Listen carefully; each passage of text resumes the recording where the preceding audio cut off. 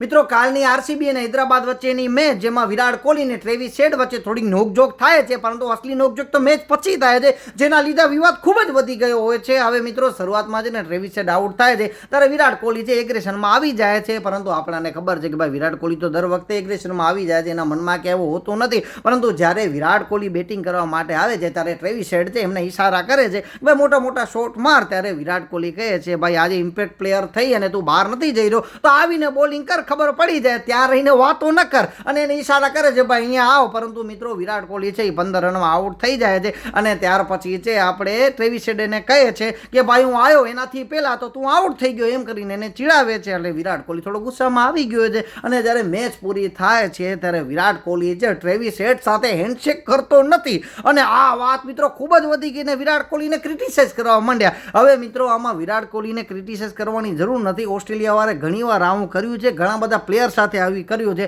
અને ઘણા સાથે હાથ નથી મિલાયો, પરંતુ આપણે ક્યારે નથી જોયું કે ભાઈ ઓસ્ટ્રેલિયાના લોકોએ એનો વિરોધ કર્યો કે ભાઈ અમારા પ્લેયરે આમ કર્યું. આટલી બધી જ આપણે બોલ ટેમ્પરિંગની પણ ઘટના ઘટી, પરંતુ આપણે આવું ક્યારે નથી જોયું કે ઓસ્ટ્રેલિયા વાળાએ છે એમના પ્લેયરનો વિરોધ કર્યો. તો ભાઈ આપણે આપણા પ્લેયરનો શું કામ વિરોધ કરીને શા માટે કરી? અને અગાઉ ટ્રેવિસ હેડે ટેસ્ટ મેચમાં ઘણા ખરાબ એક્શન કર્યા હતા, પરંતુ કોઈ ઓસ્ટ્રેલિયા વાળાએ એનો વિરોધ કર્યો નહીં. તો આપણે વિરાટ કોહલીનો વિરોધ કરવાનો શું મતલબ? વિરાટ કોહલીની ઈચ્છા હોય તો હાથ મિલાવે ને વિરાટ કોહલીની ઈચ્છા ન હોય તો હાથ ન મિલાવે. એનો મતલબ એવું જરૂરી નથી કે ભાઈ વિરાટ કોહલીને ક્રિટિસાઇઝ કરવો.